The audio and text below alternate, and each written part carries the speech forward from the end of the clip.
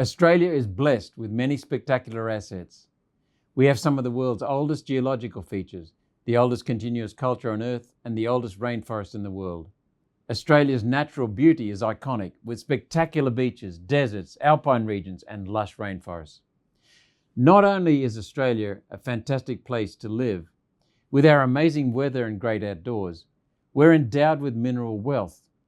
In 2020, our mineral exports contributed over 60% of Australia's total export revenue, valued at a staggering $270 billion. We have more than 350 mines operating across Australia. We're the second largest exporter of coal at 35% of international trade, and adding gas makes us the world's largest exporter of energy. Australia is the world's largest exporter of iron ore, rutile, and zinc. Australia is the second largest exporter of gold and uranium, and we rank in the world's top 6 for bauxite and copper. Iron ore and coal represent over a quarter of all our export earnings. Australia's livestock export industry was valued at over $26 billion in the 2020 financial year, second behind Brazil, and our Aussie beef is sought after worldwide for its quality. While much of Australia's landmass is considered arid, we're a major producer and exporter of agricultural products. Australia grows enough protein to feed 75 million people, 3 times our national population. We have the world's largest continental shelf fishing zone, rich in seafood. Yet we import around 75% of all seafood we eat. Why? Australia's original and innovative spirit has invented the ultrasound scanner, the black box fight recorder, the cochlear implant, polymer banknotes, the electronic pacemaker, Google Maps, and Wi-Fi technology. Who could forget about the Aussie wing keel that brought the America's Cup to Australia for the first time in 1983? Our ingenuity has brought about some of the most significant engineering feats in Australian history. The discovery of gold in Kalgoorlie in 1893 created an urgent need for water. Engineer Charles O'Connor's solution was the ambitious Coolgardie water scheme to pump 2.25 million litres of water from Perth to Coolgardie, a distance of 526 kilometres. One of the biggest unsolved challenges was the potential for loss of water through leaky pipes, and the Australian invention of the steel rivetless pipe brought the plan to a reality. The water flowed through to Kalgoorlie in 1903, and both the mining and agricultural industries flourished. The Snowy Mountain Scheme, a hydroelectricity and irrigation project, started in 1949 and completed in 1974, was the largest engineering project ever undertaken in Australia. Spanning 25 years, with more than 100,000 people from 30 nations employing up to 8,000 people on the job at any one time, it cost a staggering $820 million. On world standards, it was considered a monument to civil engineering, cultural cooperation, and political efficiency. Australia has world-class mineral wealth, world-class natural assets, the best climate to live in, and an entrepreneurial spirit that's willing to give it a go. In the 1900s, Australia had the world's highest per capita income thanks to agriculture, value-added manufacturing, and mining. Australia's tremendous mineral wealth, our agricultural assets, and our innovative spirit means that Australia ought to still be the world's richest per capita economy. We're not. Instead, we rank at number 21 and falling. Why? How do we explain that? Nation-building infrastructure has slowed, and our national assets and rich endowments of resources, talent, and innovation aren't being harnessed to build a remarkable Australia. We're squandering our national assets. Can we ever become the world's richest per capita economy again? All layers of government should be instrumental in creating a can-do business environment with just enough regulation to maintain standards without strangling the efforts to do business. The enormous nation-building projects of early Australia didn't have to contend with the burden of needless regulations that we face today. While it's prudent to balance the triple bottom line of economic, social, and environmental concerns, a 50-fold increase in government regulations since the 1970s is debilitating. The words shall, must, may not, should, required, and prohibited has increased from 2,000 instances in the 1970s legislation to 95,000 in 2015. Thousands of pages of green tape, red tape, and blue UN tape cost consumers and businesses more than $60 billion every year and are often needless intrusions into our lives and the biggest impediment to economic prosperity. Environmental regulations are out of control. The Adani project application ran for nearly 10 years and included a 22,000-page environmental impact study and numerous court challenges. The Roy Hill Iron Ore project in Western Australia required 4,000 separate licence approvals and permits just for the pre-construction phase. Both projects now employ thousands of Australians, directly and indirectly, since for each mine job there are 6 supporting jobs in regions and in cities. As government COVID restrictions ravaged Australian business and communities, governments called for a cut to red tape. Yet this is a matter of urgency, needing actions and not just words. Government response remains lethargic, yet Australian businesses and entrepreneurs cannot be competitive on the world stage while excessive regulations drag us down. Successive Australian federal governments have continued to send Australian taxpayer money overseas to the United Nations. In 2019, our total contribution was more than $80 million, plus billions showered on various UN programs.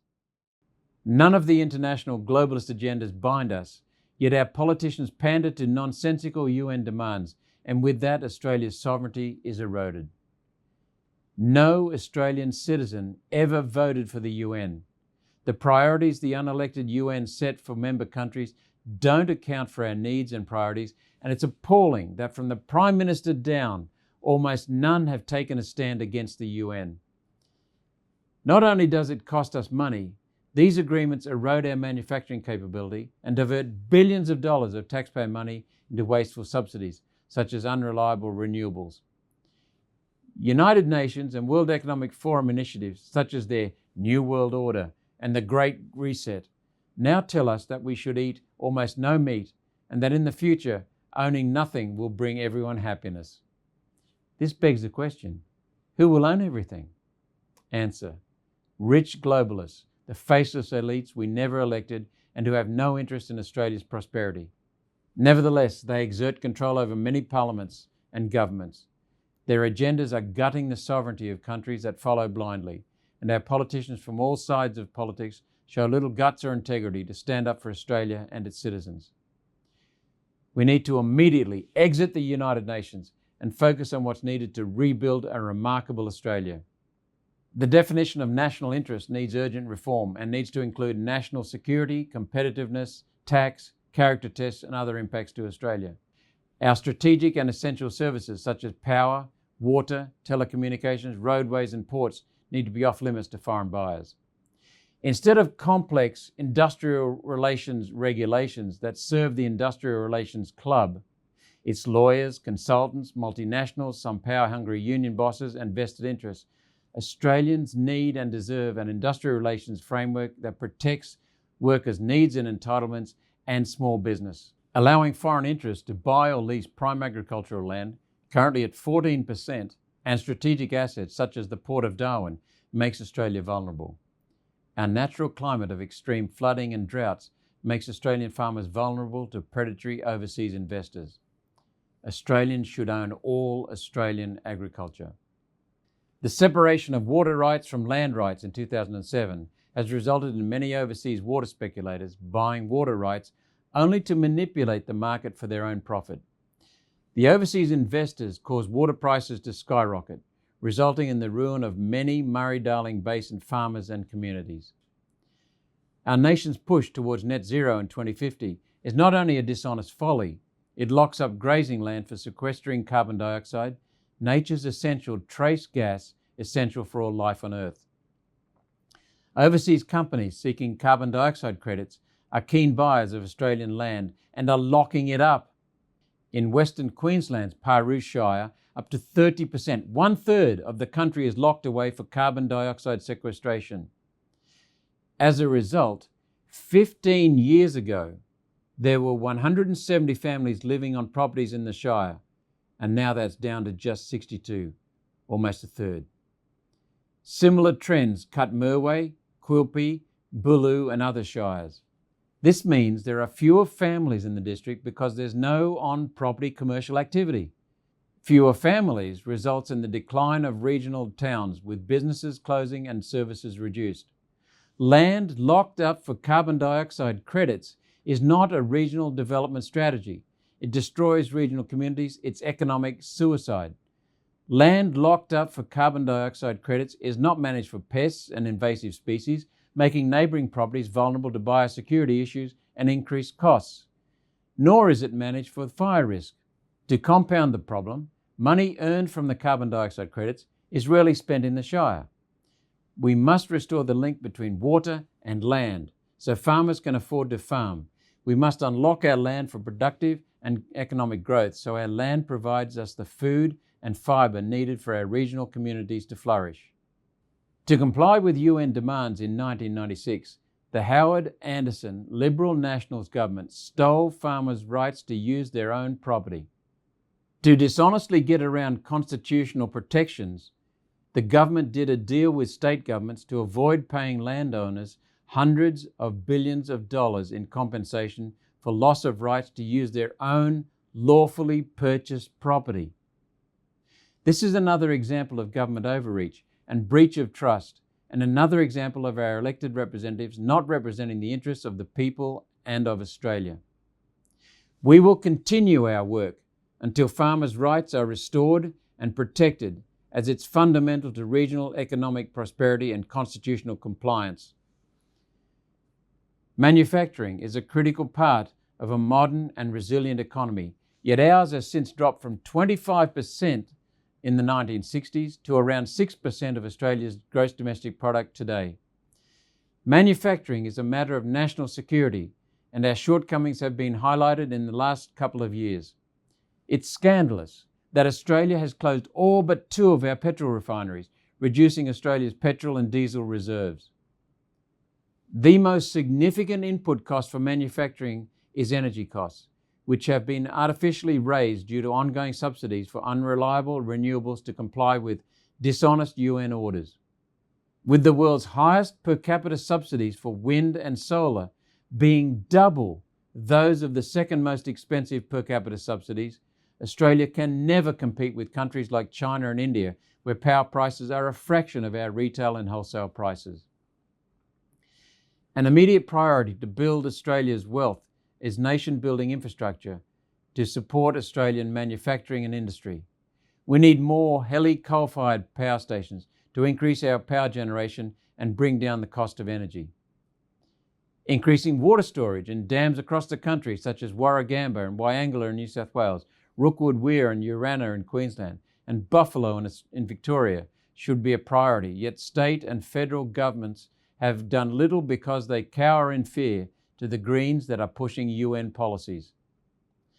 The Queensland gas pipeline, the missing link to bring North Queensland gas into the national market, needs to be completed. The Northwest Minerals Province around Mount Isa needs to be connected to the national electricity grid with the completion of Copper String 2.0 project that will bring stranded rare earth assets online. And to support this nation-building infrastructure, Australia needs an infrastructure bank. This will bring together $80 billion of existing government investment funds, such as the Future Drought Fund, that will be easily matched with new capital. A new People's Bank can be formed around Australia Post that will assist rural, regional and small businesses to capitalise on these infrastructure projects at a national level. 100 years ago, such a bank drove Australia to be the world's richest nation, and the concept has proven successful in other countries and in the American state of North Dakota. It's not just a question of what else we need to do to build a remarkable Australia. It's about what we need less of. We need less costly and restrictive regulations, removal of UN agendas in our lives, so that we're free to participate fully in our economy.